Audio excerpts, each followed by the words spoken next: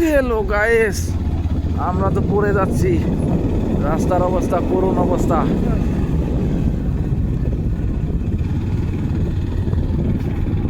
রাস্তার অবস্থাটা ঠিক আছে। 2 কিলো খালি ওই সাইডের রাস্তা আবার ভালো।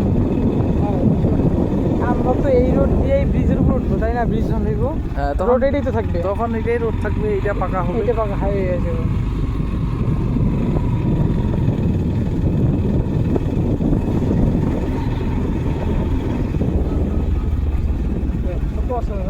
পাকা রাস্তা মনে ছিল, ভাঙ্গা গেছে।